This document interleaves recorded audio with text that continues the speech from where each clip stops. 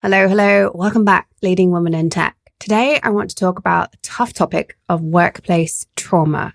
We're going to discuss what workplace trauma is, how it affects people, and what it does to organizations, as well as your role as a leader. We often assume trauma is associated with things outside of work, such as car crashes, loss of a loved one, and of course, far worse things. Particularly in childhood, we often associate trauma with things that happened in our childhood. When we do think of trauma at work, we tend to think of the high stress roles that deal with life or death, or truly traumatic experiences such as the work done by police, paramedics, firefighters, any kind of first responder, doctors, anyone that's involved in life or death situations. The reality is that trauma is actually a universal workplace phenomenon, but it's something that isn't widely talked about or greatly acknowledged.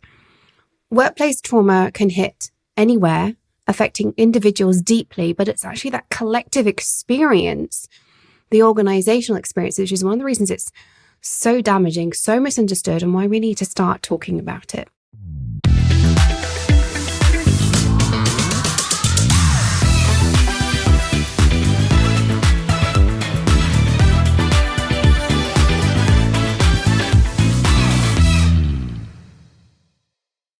By understanding more about this concept of workplace trauma, I'm hoping that you're going to be better able to support yourself and others through it, because you've almost certainly experienced it. Having talked to so many women over the years, I almost feel like every single one of us has experienced some form of workplace trauma, and I will get to what it looks like in just a few minutes.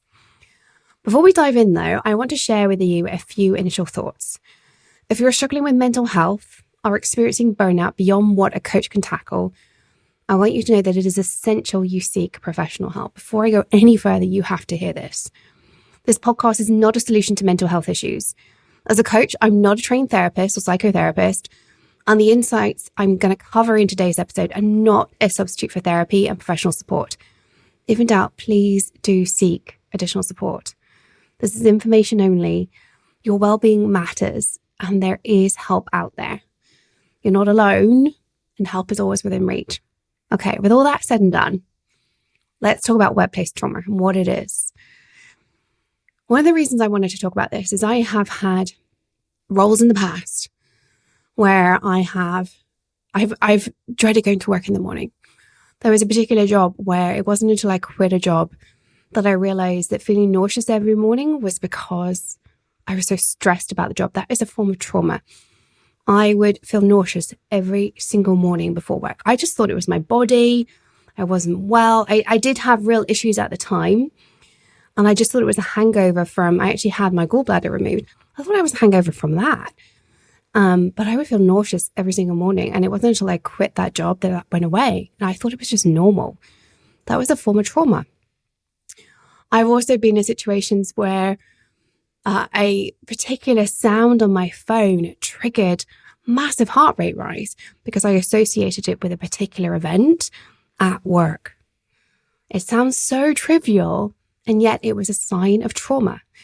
This is the kind of trauma that is not the stuff we associate trauma with, but it's still pervasive. It's under-acknowledged, but it is very damaging and is slowly been getting noticed from mental health professionals, as well as coaches like me, because we recognize it's the detrimental impact to your individual physical and emotional wellness.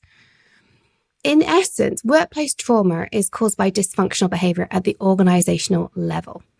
So this is where the organization as a whole, and remember organizations are people, right? The organization as a whole is ineffective in some way, and it causes this trauma on a group level. So it isn't just about you as an individual. It's about a group of people experiencing anxiety, burnout, depression. It's going to exacerbate all those issues. And a group of people is going to have their own individual take on it, but you're all experiencing it in some way. And so the things I mentioned to you, they were very personal impacts that were on my life. But actually, when I talked to other people, they had their own little things that were coming up that were a symptom of the same cause. And that is workplace trauma. Even though it's not necessarily formally identified, it is something that leads to high absenteeism, reduced productivity, just a lack of well-being. As with all trauma, how someone experiences workplace trauma depends on their emotional resilience, their control over the situation. When we have more control, when we feel we have control, which may or may not be real control, by the way, but when we feel that have that control, we're quite often more able to deal with it.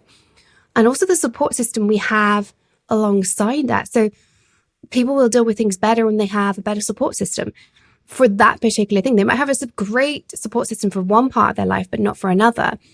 So you might find that somebody deals with some trauma really, really well, but not others.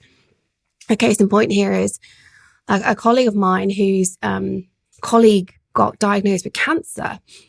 Previous things, they had been able to get really great support from their family. But when their colleague was diagnosed with cancer, they couldn't bring it to their family because their family was at that time going through a cancer experience. And so that support just went away. There was no support. So there was a trauma piece involved in that. So how we respond to trauma is very, very individual. Think about people in war zones, something that we very easily associate trauma with. It's not hard for us to understand how somebody in a war zone experiences trauma, has PTSD. It's a horrific situation to be in. Here's the thing. Some people in war zones seem to deal with it fine. I put that in air quotes because I'm not sure there is a fine. But they're able to stay in a relatively good place mentally, dealing with the day-to-day. Others don't. They fall apart. This has been studied extensively. Like, why do some people deal with situations differently than others? There's many hypotheses. I'm not really aware that we truly understand this yet. What is it that predicts that somebody can be resilient in such a situation and other people can't? What we do know is that it changes. It can change very, very rapidly. Somebody can be doing fine and then suddenly something just changes. Somebody can do it with a very, very traumatic situation, apparently okay. And then something potentially innocuous years later triggers a hugely detrimental impact on them. As a leader, it isn't for you or anyone else to judge how different people deal with trauma. If you catch yourself either judging yourself or judging a team member for, well, they should have had more resilience to that situation, please just stop. Hold. Give space, especially if you're doing this to yourself, right? It's such an unhelpful judgment because you do not know what that person has gone through in their life. You do not know if that person is being triggered by this particular event because they've experienced 100 times worse before, right? It is not your place to judge. We just know that different people deal with trauma in different ways. We cannot judge. We can't explain why different people do. And so we can't judge them for it. And please, if you're doing it to yourself, stop, my love. Please stop. Stop judging yourself for being weak or incompetent or any of those negative words you throw at yourself. There is no shame in hurt. There is no shame in having a negative reaction. Okay, I hope you heard me on that one. But what it is there is a responsibility in us as individuals to deal with our trauma in our own way. We should never expect somebody to deal with trauma by themselves, but we also can't dictate how somebody does deal with trauma. And ideally, we would never put people in traumatic situations in the first place. What you're going to learn today, though, is the workplace is actually full of organizational trauma. One of the things I really hope to do in my work is change companies for the better so we have less of this, so that we are more accommodating of human needs, of human welfare. Management, and if you're listening to this, that's likely you, needs to be playing a very proactive role in keeping the causes of workplace trauma out of the way, nip any hint of trauma-causing situations in the bud as much as possible. You won't be able to avoid them all, but you do want to minimize and then ensure trauma is dealt with in a kind of supportive way. Okay, let's break down what workplace trauma comes from. So I've got 4 key ones and a few other ideas. So here are some common examples. Number 1, personnel issues. When we have personnel issues that are not being dealt with effectively, such as a lack of transparency by management, which leaves people guessing. I know we've all experienced this one, right? You know that decisions are being made or coming and everybody's like on edge because they don't know. That can cause a level of trauma. When management does not listen or understand the needs of a team, or when, this is a classic one that I've heard a lot recently because it's been review season recently, When there has been a review of managers, where there's been an anonymous survey about the ability to manage, and then nothing happens as a result of it, or at least nothing is communicated that anything is being done, that can cause a form of trauma in the sense of it can make individuals feel like, well, why did you do that? Did you just want to know whether we like our bosses? Why would I ever answer again truthfully in the future if you're not going to do anything with it? Is it going to be held against me? Does my boss know what I said about them? It creates this really uncomfortable situation where the person's going, why did you do that? If you do something, you have to explain why you do something, and you have to normally take action as a result of what you did. So the classic here is you did an assessment, you asked for feedback on managers, you have to then do something with it. You have to talk about the results. Obviously, it has to be done in a fair way, so as not to accept the individuals who've maybe got a bad score. Then you have to say what's being done about it. You have to do that. Otherwise, you are creating this situation where personnel are going, well, why are we doing that? Personal issues also come in the form of inequalities and unfairness. And this can lead to things such as maybe people don't know how to get promoted, or they see others being promoted who are less capable than them when they're aware of unfair pay policies. Actually, even management maintaining outdated policies and procedures is a form of personal issue sometimes that causes trauma, because these policies may well be discriminatory or unfair, and it just breeds resentment. And ultimately, resentment can lead to a negative emotion in a group of people that means as organizational trauma. When a group of people come together and say, this is unfair, we feel unheard, or we don't know what's going on, anything like that, a group of people can have that gossip conversation. Gossip is something we look down on in business, but gossip exists because people are unhappy, and that reinforces this shared experience, and that's when you get organizational trauma. Don't make the mistake of thinking you can just shut gossip down, right? I do want you shutting gossip down. Gossip is unhelpful, but you've got to shut it down. You've got to understand why the gossip is there in the first place.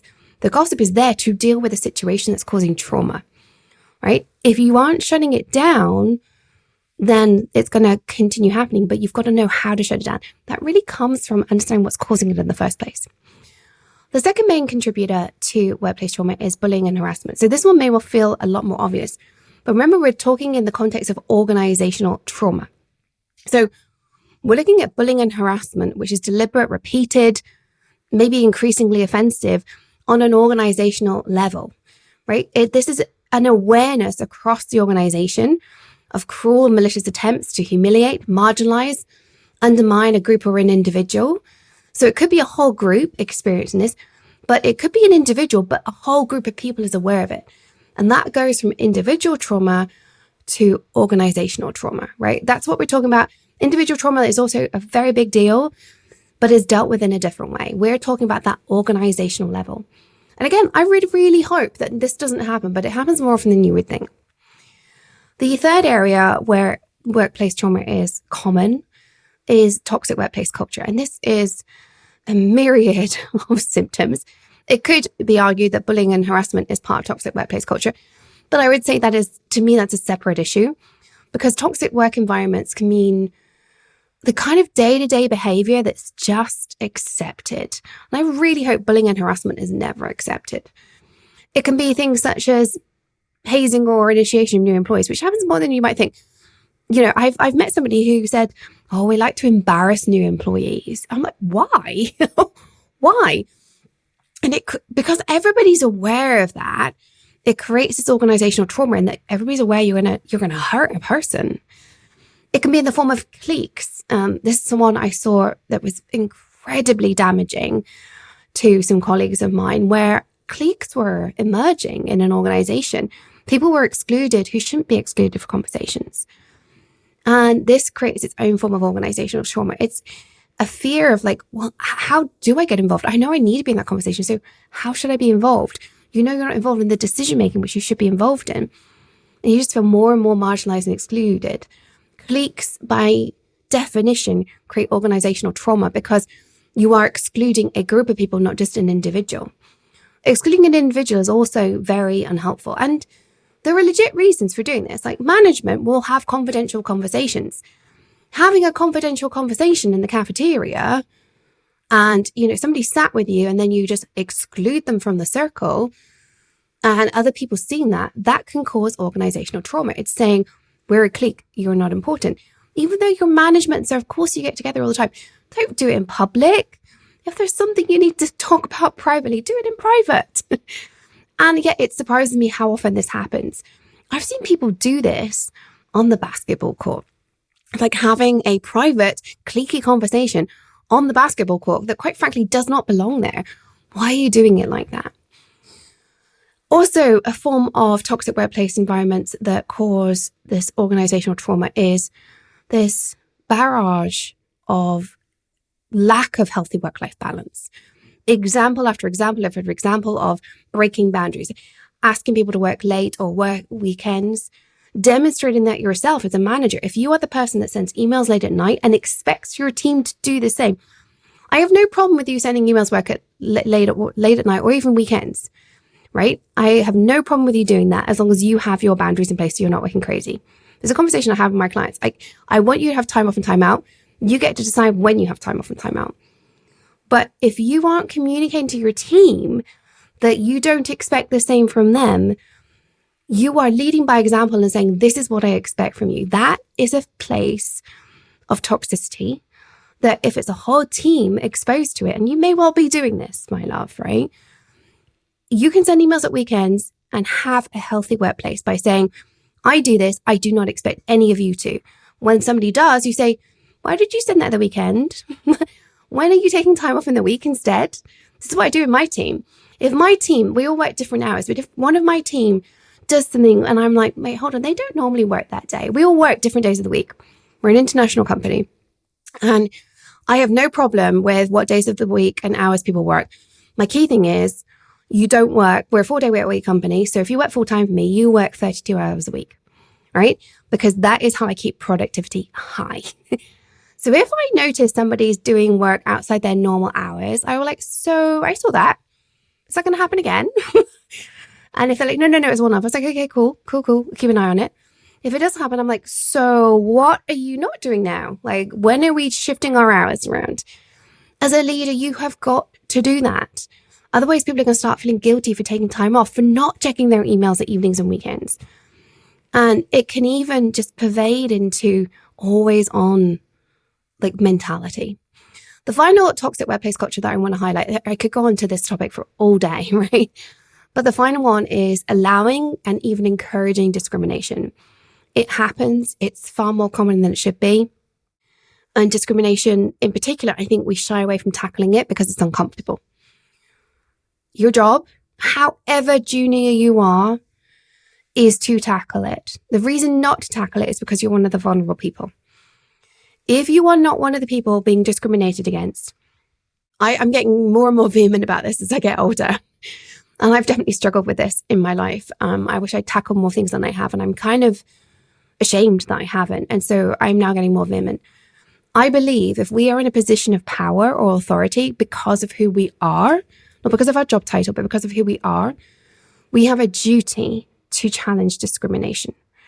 The person experiencing the discrimination is on the back foot. It is not their job to challenge it. They may well do, and hats off to them, but it is not their job. By all means, ask them about it and ask them how they would like to see it tackled, because they may well be very, very concerned about being called out, it being about them. But we should step up for the people that can't step up. I feel very, very strongly about that. So if you are seeing discrimination taking place, it is your job to step up and do something about it. If not, everybody looking on who recognizes it is going to experience organizational trauma. And the really heartbreaking thing about it is people then fall into two camps. They fall into the camp of this hurts to watch, the camp I hope you're in, or they fall into the camp of I need to jump on the bandwagon because I don't know how else to deal with this. And we breed another person who's discriminatory because they want to fit in. They want to be part of the group that is above. And I've seen this happen so many times, not just with discrimination, but just with toxic behavior. People do one of two things. They either shut down and get really upset, or they jump on the bandwagon to sustain and survive. Neither is right. Both are a symptom of organizational culture, organizational trauma. We think of the people suffering as the ones that experience trauma, but actually the bad behavior, one could argue, is also a symptom of organizational trauma. So we have a duty, a really, really strong, I can't say it strongly enough, we have such a duty to tackle that. Okay, I'll stop going on about that. Okay, the fourth one I have is one which sadly many of you have experienced and is the one which I think most permeates society right now. I could be very wrong. The toxic workplace is the one that I think permeates everywhere too. But being laid off or experiencing any sort of job insecurity, being at a company that's doing laid offs, even if you're not being laid off, is a form of organizational trauma. This is the most obvious one because it impacts the entire company. Whether you lose your job, in which case you're in the group that experiences the organizational trauma of having experienced a layoff through no fault of your own, that's devastating. But those who remain, and I did do a whole episode on layoffs, those who remain also have trauma. There is this fear of, is the company going to survive? How are we going to get through this? Am I going to be laid off next? I've lost a friend. We've got more work to do. There's so much trauma involved in being involved in a layoff, even if you're a survivor, right? And it's something that has to be tackled. The decline in performance that happens with layoffs is huge. People have survivor's guilt. The reality is, although everybody then apparently gets their head down, is fearful, which I've heard some managers say is a good thing for the team to be fearful for their survival. The apparent performance improvement is very short-lived and it's not actually productive on what really matters. It is a toxic form of performance improvement. It is an artificial enhancement that's short-term, burnout territory, and it's just not sustainable. And when you work from a place of fear, you do less good work. So apparently more stuff might get out the door, but believe me, there is going to be a drop in quality and that's going to come bite you. Okay, so those are the four main ones. Personnel issues, bullying and harassment, especially when it's deliberate and repeated, toxic workplace culture, and there was a whole long list of that, and then being laid off or experiencing that workplace job insecurity. There are other causes, which I could go into. The ones that you might think of as more normal for trauma, violence or physical abuse at work. I really hope, again, that this is a rarity. It's not as rare as you might think, but hopefully. Again, quite often that applies to the individual more. So you're going to have more individual trauma, but whenever people become aware of it, you can create an organizational trauma. And another one is accidents or fatalities because of hazardous working conditions. I was in a workplace when I was 16 or 17 where one of my colleagues got crushed. He did survive. He was never the same. And all of us, we were all teenagers.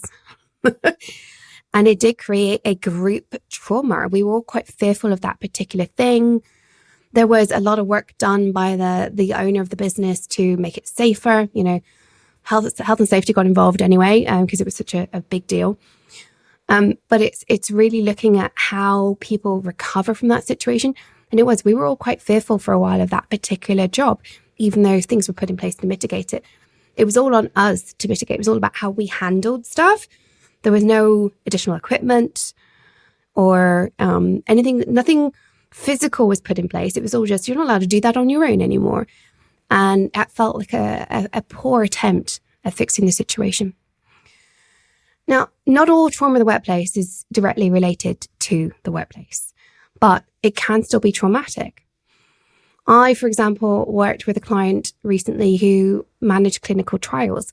Part of her job was to find or go through the list of very sick, very vulnerable people who are actually likely to die. And that's why they're being put forward for the clinical trial.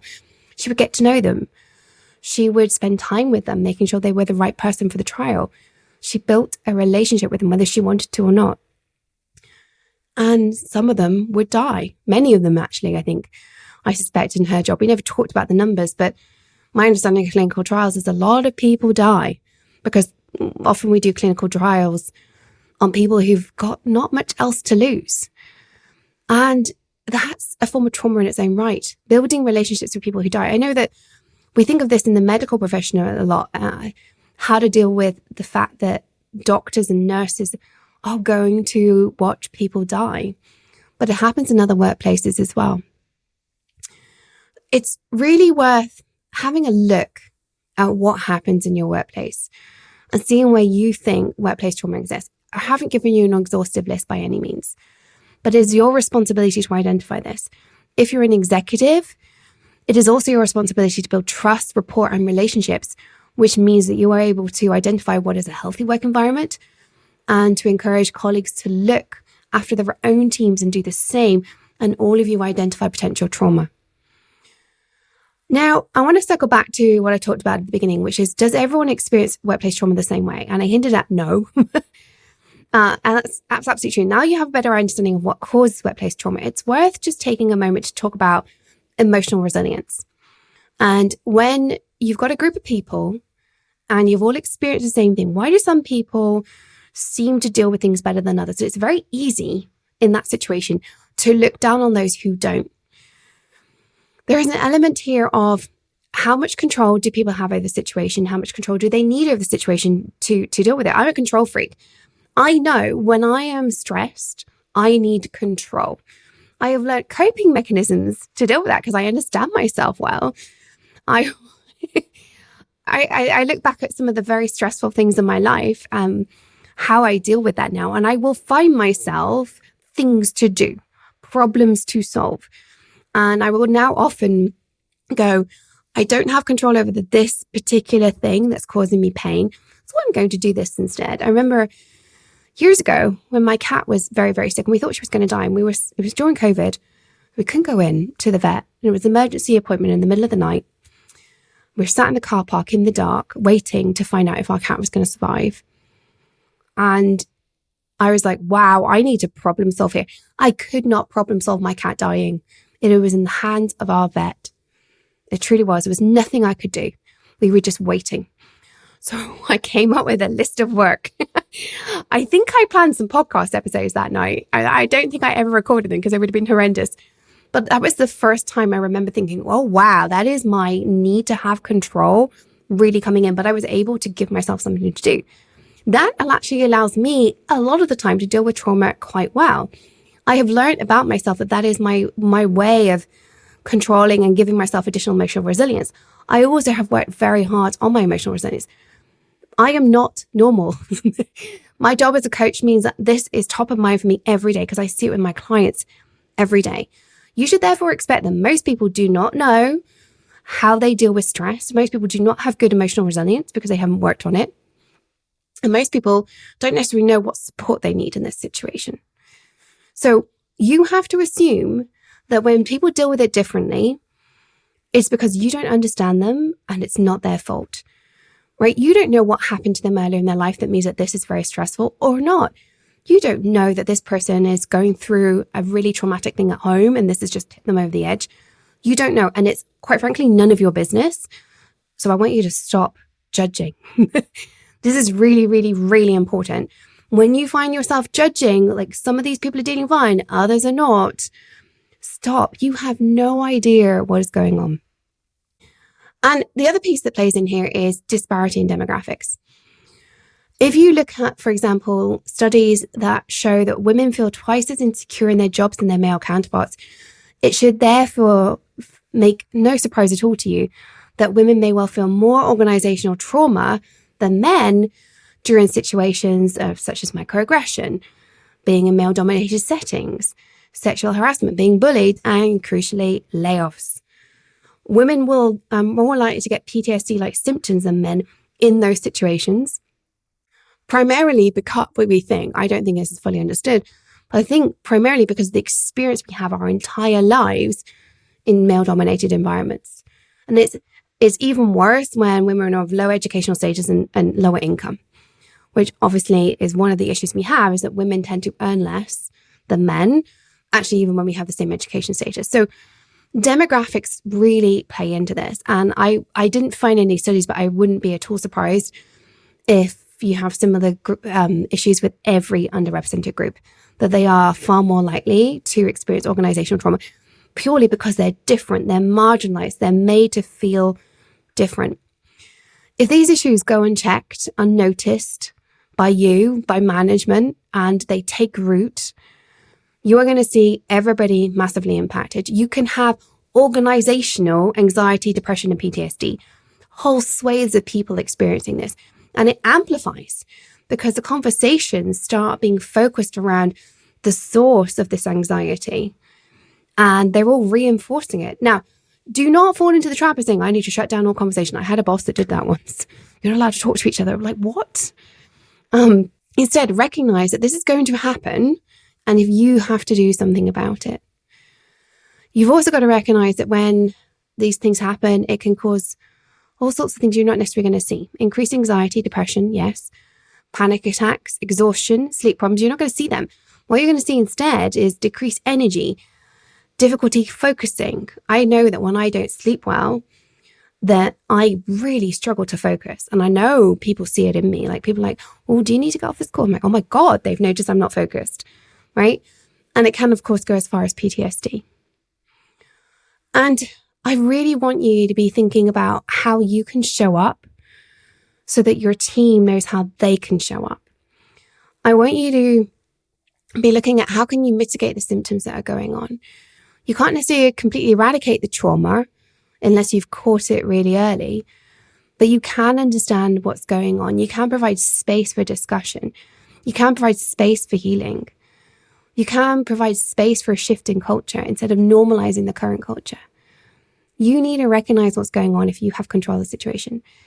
If you're in a situation where this is resonating with you and you do not have control, I would urge you to have a look around and ask yourself if it's time to look for a new role. I know sometimes that's easier said than done, but maybe have a look. If you genuinely feel there's nothing you can do about the situation, vote with your feet and get out. Such companies do not deserve to survive.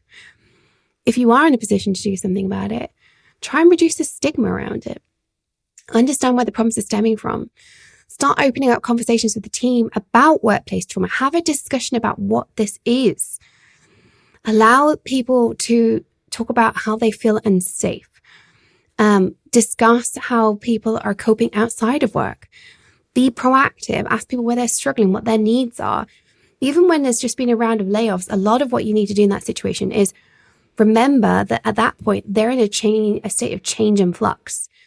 Remember from a few episodes ago, I can't remember when because I'm just ad-libbing this, but we talked about the Tuckman cycle, the forming, norming, forming, storming, norming, performing cycle, right? The 4 stages. When you've just gone through a big change like layoffs, you are not even in the forming stage necessarily. It's like you are in the forming stage, but there's an element of storming going on. You've got to like reform how everything's working. Do not force your team to move forward if they're not ready for it. Recognize where they're at. Be proactive in understanding how they're feeling. The more you can have an open dialogue around this, even provide training on the potential trauma in the organization, what's happening, having policies that deal with the things that have been going on. Please have zero tolerance policies for bullying, harassment, and toxic culture. It's maybe hard to define what those things are, which is where zero tolerance becomes a bit difficult, but toxic behaviors should just never be allowed to manifest. But above everything else, stop judging and start prioritizing your team's mental health and well-being. It will pay off. It pays dividends for companies that actually recognize organizational trauma as a thing. It looks less than what we see on the news that is trauma, but it is because it's a whole group. The cost to society is immense, even if you don't care about the individuals and their personal mental health. The cost of this to the economy is absolutely enormous. The cost to your company is enormous as well. So even if you don't care, I hope you do care about the individuals, because I hope you listen to this because you want to manage and lead in a way that is just not necessarily shown as much as it should be. But recognize how serious the impact is on not just the individual, but the organization. Remember that it happens. Remember why organizational trauma happens and the importance of taking this seriously and taking steps towards mitigation. But more than anything, have conversations. All right, I hope this has been useful for you. If you've experienced organizational trauma, feel free to reach out. This is a tricky topic. Feel free to send me an email or drop me a DM on LinkedIn. You'll find links to those in the show notes. Speak to somebody about it. And remember, if this is really triggering to you, please go and seek professional help. I hope I've really opened a door today to a topic that I believe needs to be taken really seriously. Please share this with anybody that you believe needs to hear it. And I'd love any feedback you have on this episode. This is such an important topic, and it's the first time I've ever talked about it in public, other than just in one-to-one conversations with clients. So I'd appreciate any feedback, any areas where you wish we had gone into things in a different level of depth, anything we think we've missed, and indeed anything you think we've got wrong.